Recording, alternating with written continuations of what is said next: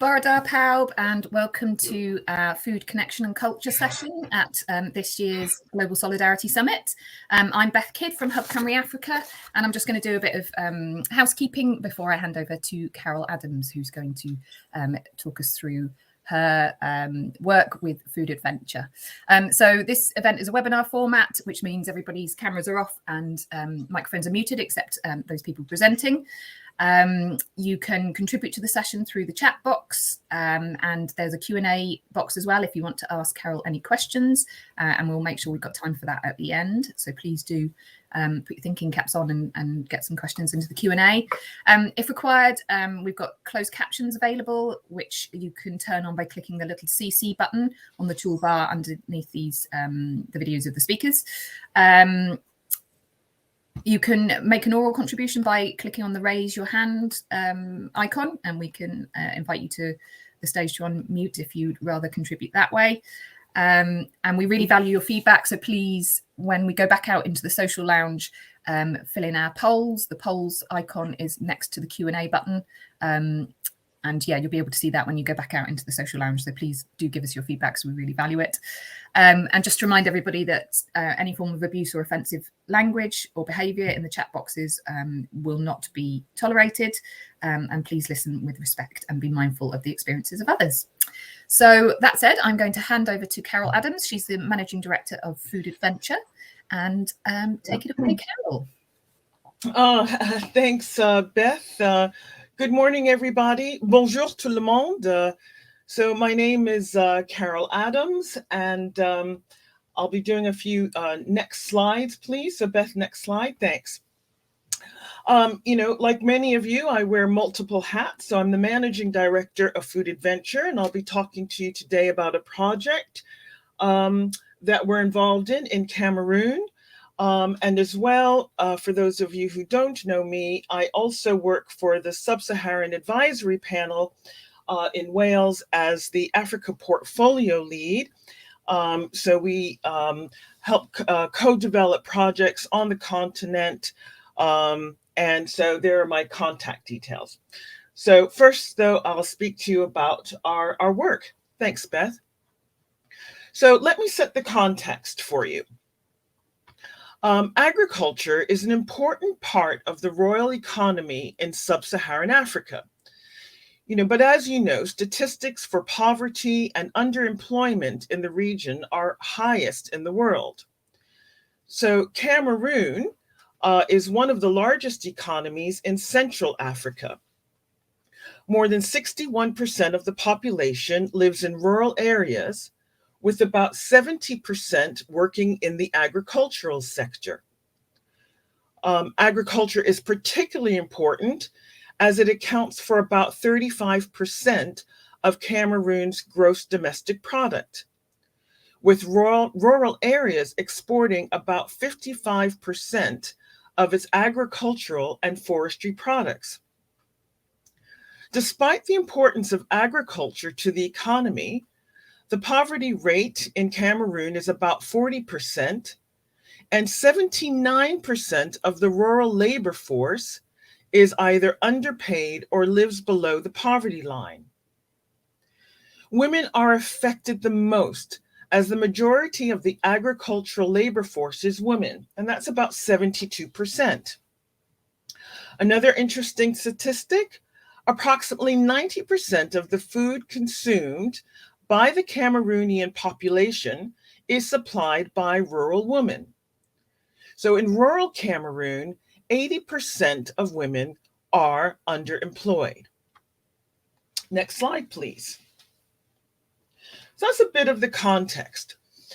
So our project, a group of women from Cameroon contacted Food Adventure. They contacted us. They saw on Facebook that we were holding workshops in Wales on techniques to preserve food. They saw our workshops on various methods of preserving fruit, vegetables, and on butchery. And they explained that they have methods of preserving some food, but that they would like to learn more methods, especially for fruit, vegetables, and meat. Next slide, please.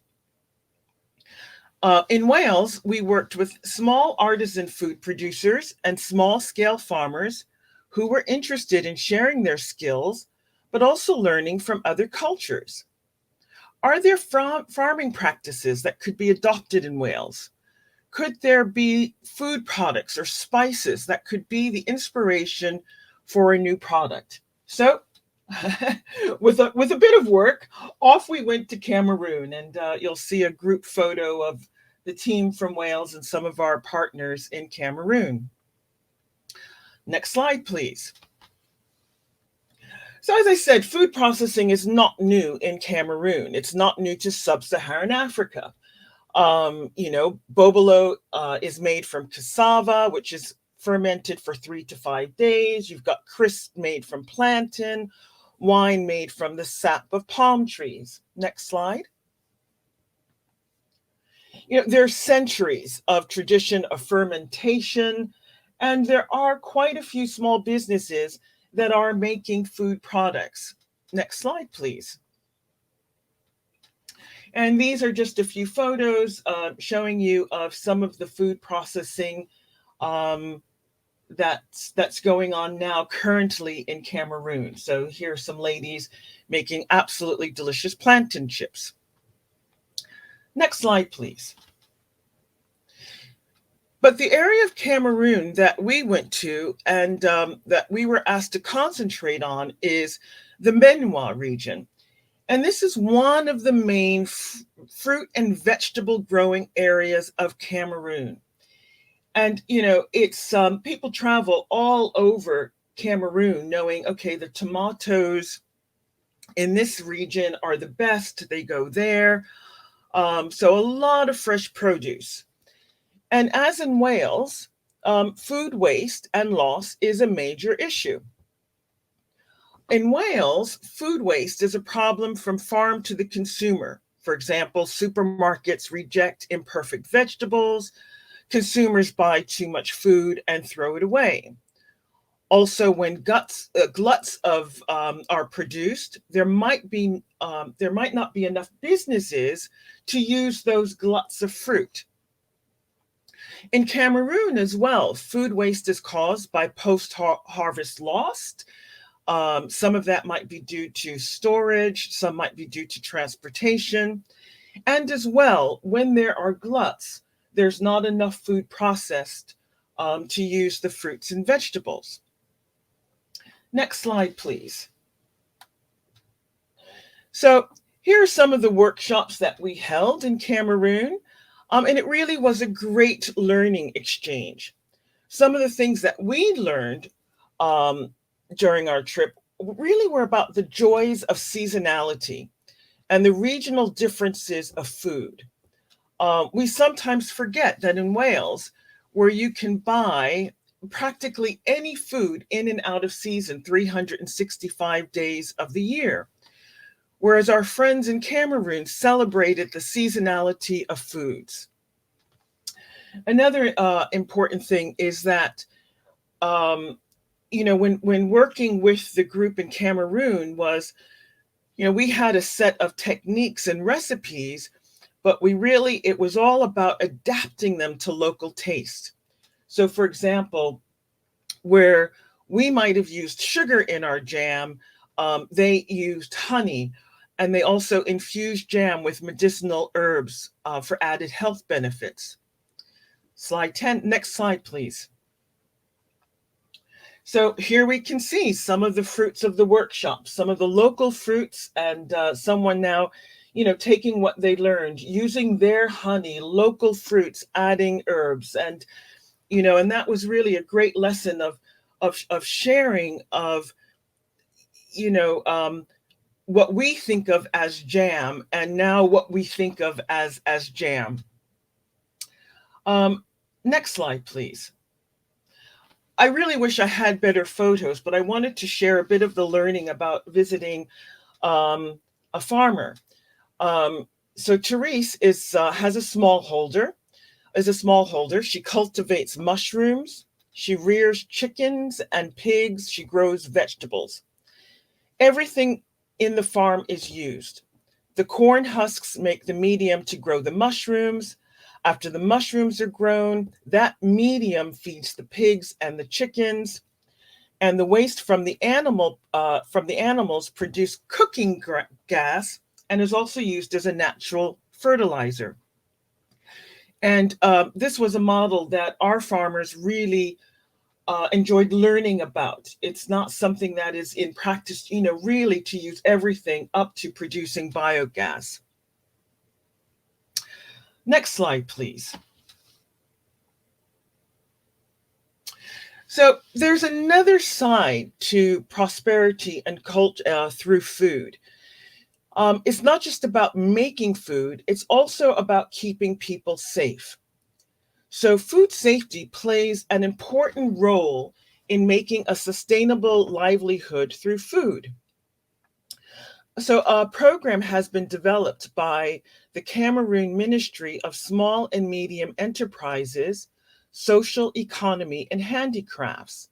And there are two other programs developed by the Ministry of Agriculture and Rural Development.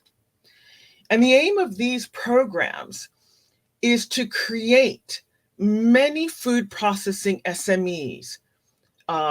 So their figures show that, for example, 150 small SMEs could create 3,500 jobs and assist over 6,750 farmers and wild food procurers to sell their products to these SMEs. And they also estimate that if SMEs are small and medium enterprises and small scale farmers are transforming their food products, they could possibly increase their revenue by 50%. So these programs support new and existing small scale food processors by providing training, finance, and access to technology. The ministry identified food safety as an area where they wished to collaborate. And so another trip was organized with a team of experts from Cardiff Metropolitan University. Next slide, please. Thank you. So a little bit about food safety and why this is important to the ministries in Cameroon and really around the world. To protect the health of consumers from foodborne illnesses, adherence to food safety practices by food processing businesses is vital. Foodborne illnesses can cause substantial health problems and economic burdens. So a few more statistics for you.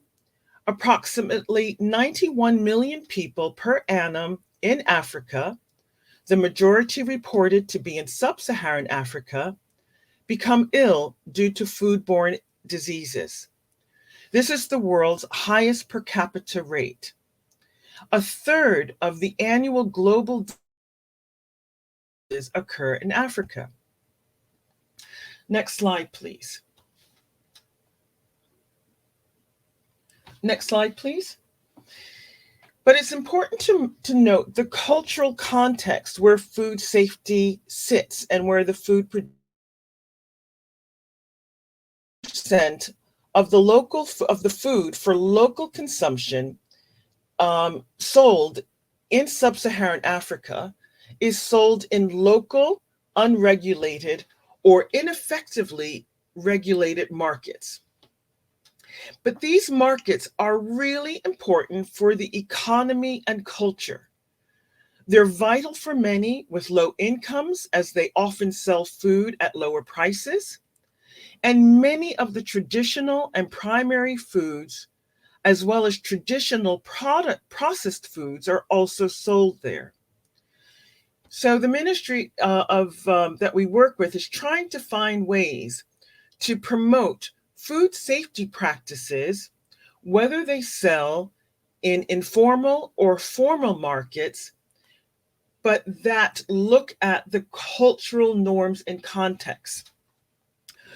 What we see is that many countries simply imported the food safety practices and regulations from, let's say, Europe, which might not be culturally applicable to their country.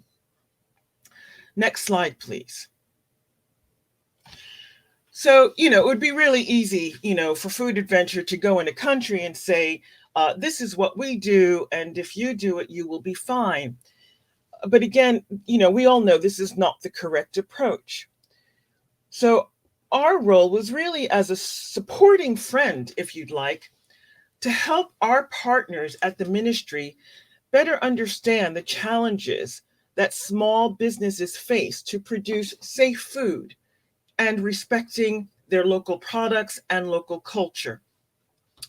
So we assisted by co-hosting with them several focus groups to help identify the aspirations and challenges and to explore possible solutions that fit in with the Cameroonian economy, systems, and culture.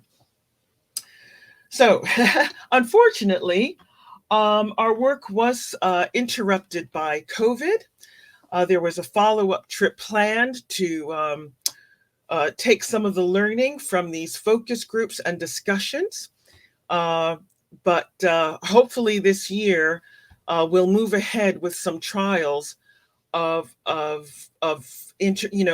ideas that partners and producers produced in Cameroon to help answer some of their questions. Next slide, please. So that's really the end of my brief presentation. So it's really over to you, whether you have any questions about our work, whether you have any questions about Sub-Saharan Advisory Panel, and very happy to be here with you. Thank you very much, Carol. Thank you for a really interesting presentation and a really strong example of working in solidarity with partners. It was very clear that it was very led by them and based on the need that they identified. And, as you said, making sure that actions put in place were very appropriate to the context and really getting a good understanding. Food is one of those things that we all have in common, although the ingredients might be different. It's one of those things that we really treasure and really acts as an example of our cultures often. So it's really interesting to hear about the bringing those two different communities and techniques and things together and learning from each other. So thank you. So yes, if anybody's got any questions, please do either put them in the Q&A or in the chat box. And if anybody's got anything they want to share about, if they've been doing any work with sort of food with the partners that they work with, please go ahead and share. I can see that we've had a question come in. Carol, you mentioned food processing increasing revenue through SMEs. I wondered about the market for the products within Cameroon or wider. Are they for export or are they for an internal market? Thank you for your question, Emma. And a really good one. So it really is up to the business. Some of the businesses really just want to sell products within Cameroon. So for example, they might be interested in selling in supermarkets. And then supermarkets would have food safety requirements, which is why the issue of food safety came up. Some want to sell Pan-Africa, and many of the SMEs right now are not really looking to sell. They just feel that the barriers to exporting are really huge, and they feel that there is a local market. So their first step is more formal markets, and these are the producers that we spoke with, looking to sell in hotels, a variety of different shops. And the other one is really surrounding countries. Cameroon, for example, imports, let's just take some food products, salamis and sausages and jams from France. And they're saying, well, why can't we produce these things ourselves with our own produce and sell it locally? Why do we have to import it? And not only that, they're saying, and we can make it better. We can use our local fruit. We can use our local honey. We can add our medicinal herbs. So why are we buying this this product and importing it from France? So that's the sort of feedback that we had from the small producers. There was one producer, another one, really interesting. She was saying that, for example, baby food, so there are quite a few people that will buy imported baby food. And she said, and then when she was trying to shift the diet of her child from this sort of foreign baby food to local foods, there was a problem. So she started to make local baby foods. So a lot of the produce is to fill a need. A lot of the businesses are inspired by an immediate need in the country. I hope that answers your question. Thank you, Carol. Yeah, that's brilliant. We've got another question come in saying, what are some of the lessons that you've been able to transfer back to Wales? Thank you, Leonie, for that question.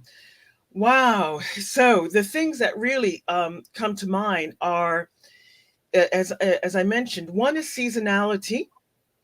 To really appreciate what you grow and produce every season, and to celebrate those foods as they come in season. The other one is thinking outside the box a bit about the foods that we do make. So I wish I had a picture. One of the matter of fact, I do have a picture, but to find it would take some time. One of the producers that went on the first trip, she started to make some jams using some of our natural herbs and spices in her jam. So it was more of an appreciation as well as not only of the fruit, but what grows wild. The smallholders, again, it was that model of the farm being sustainable and producing its own gas, and people thinking about, now, how can I do that? How can I use everything on my farm? So those are some of the lessons that were learned. In terms of food safety, it's really about thinking, in the UK, it's the regulations are imposed. It's really hard to change anything. But it's really about looking at, what is the best way? Is this fit for purpose? How do you make all of the rules and regulations work for some of the small businesses? Brilliant. Thank you, Carol. Next question we have is, how do you solve the dual challenge of increasing food productions whilst mitigating climate change? Well, that's a hard, okay. So one of the challenges is going back to food waste. So it's, if you look at some of the statistics, there is enough food produced now, but I think one of the big questions is, to mitigate the climate change, is looking at, are we using everything that's produced?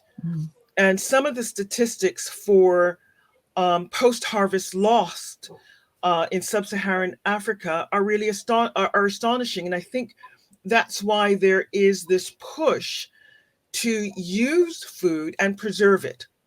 So, for example, if in Cameroon, and this is some of the things that were highlighted to us as you drive around, a lot of the fruit and vegetables in the Menwa are sold fresh. And if they're not used, they go to waste. And then during a dry season, that food is not there. But if you preserved it, if you took the tomatoes and you bottled them, or you made juices from them, or you pickled them, or you put some up, then you've got the food during times when food is not as accessible. As well, I can speak about Cameroon. Meat's not overproduced, and everything is consumed really from nose to tail. Whereas in this country, we have so many meat byproducts, meat that is good for human consumption, but is not consumed by humans. Mm. And that is something that we did not see in Cameroon. Every bit of meat that is produced is used. Mm. I hope that answers your question. Thank you. Yes, that's great. And as with a lot of the issues with climate change, the burden or the problem sits in the more developed countries, and actually, yes, and the food production systems in for example, in Europe or in America. Mm. We got a question come in from Kenya. Thanks for that very informative presentation. Do you have any activities in Kenya? We are a rich agricultural area, and we are motivated to engage in value addition to these produce. No, we don't. And my email address, I gave it to you. Please drop me a line. Yeah, we're definitely looking. We've have been learning a lot by starting in Cameroon, and would love to share that learning wider with other partners. So you've got 2 email addresses for me, so please do get in touch and let's chat. Brilliant. Does that go for anybody? Yes, it's absolutely. Yeah, we'll make sure we share your contact details as well. Please do. Yeah. What kind of solutions emerged from your visit? Do cooperative models apply? Yes, I did. Thank you, Leonie. I did not speak about this, and I'm glad you prompted me. So one of the solutions that emerged, in our discussions, some of the food producers, didn't know each other. So one of the things that emerged was that cooperatives were set up. So in Wales, we have this model of clusters. Thank you, Leonie. How I could forget to speak about that is beyond me. So one of the models we have are clusters in Wales. So this was one of the ideas that we shared, was clusters of SMEs working together to sort of address themselves. Some of these, it's the most sustainable way. So there's a WhatsApp group for some of the clusters where they share information on, someone might, it's so, I've got extra pineapples, who needs pineapples to produce, or, so the cluster started last year. And Food Adventure, we're in the cluster, so we're on the WhatsApp groups, so we're able to share, throw out ideas, or someone asks us something. And that's very interesting. Thanks, Leonie. Oh my God, you know how you forget things because, you're involved in the project. One of the things, because we could not travel to Cameroon, was that they asked us if we could produce some videos so that they would have some reminders on some of the production methods. So if you go to our website, we've got, and thanks to the Welsh government for some funding for that, we have some videos on food processing techniques. And another series will be uploaded soon on fermentation. I just have to do the translation into French. And then we'll have some more because we had to find another way of working. So that's one of the solutions, were the clusters. And then the next solution that we want to roll out this year is, we learned a lot during that first trip. It's now to pull everyone back together again, look at one of the issues and see if as a cluster, and the cluster is not just the SMEs, it includes universities and different government departments. And what they want to do is look at food safety as a cluster. So how can the equivalent of the Food Safety Organization and training and universities and these SMEs work together to improve methods of food transformation and methods for food safety? So that's the work that we plan on doing this year. Fantastic. Thank you for that question and that prompt. So we've got how do fair trade principles apply in the work that you've done with producers and SMEs? Fair trade that's a very interesting question. So many of the SMEs, when they are, if they don't grow what they need for transformation, then they're buying that from other farmers. And it was really interesting to hear how they vet their producers. They were looking at, they wanted to let their customers know that no child labor was involved. That was really important to them, and that fair wages were being paid. Many of them are buying from small producers, they're SMEs. They are buying from their local farms and people that they know. There was one person that was buying, he was producing quite a bit, so he wanted to make sure that no child labor was involved. Many of the producers that we met, they're buying locally. They know their supply chain, because it's not only fair trade that they were concerned with, they were also concerned about the authenticity of the product.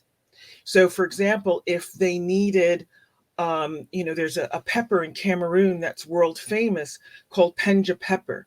So if they wanted to say that they were using Penja pepper in their product, they wanted to make sure that it was unfraudulent Penja.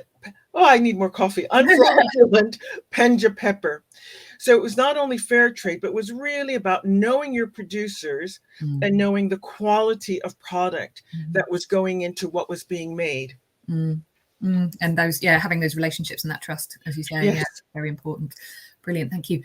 We've got a good question. Does land grabbing by multinationals affect the people you've been working with in Cameroon? Malcolm, thank you for your question. To my knowledge, it hasn't been affecting people. And don't forget, we've worked with a group of SMEs in Cameroon. That doesn't mean it doesn't affect them. I'm just not aware of any situations with the people that we know. But it is a huge country, so I can't say any more than that. Wonderful. Thank you, Carol. Unless we've got any more questions popping into the chat box, thank you for a really interesting and inspiring presentation. It was really interesting to hear about the work you've been doing, and fantastic answers to some of the questions that were posed. Just to thank you for your time, and to remind everybody that the next session starts at 12, so we've got a bit of a break now, so please do utilize the networking in the lounge, and time to complete your polls if possible, please. I'll pop into the lounge for some networking. And Beth, please, I'm very interested in hearing from you, and in both roles, for Sub-Saharan Advisory Panel, where we co-produce solidarity projects. Food Adventure has a particular interest in co-producing food projects, really. Beth will share my details, and you'll see me milling about the lounge somewhere. What is it? Which lounge should I go to? Is it like the networking one, or there's a main stage debrief table? So if you head for that one, if people want to chat to you, head for the main stage debrief table. I'll be there. Oh, I see lots of thumbs up. Yes, lots of hearts. Oh, thank you. So people have really enjoyed it. Thank you. And yes, everybody, the next session is at midday. It's Tell Your Story, which is an initiative enabling deaf and disabled people in Wales and Africa to share their ideas, experience, and expertise. Please join us again at 12. Thank you very much, Carol. Thank you, Beth, for inviting me. Really, thank you ever so much. No problem. Thank you. Bye.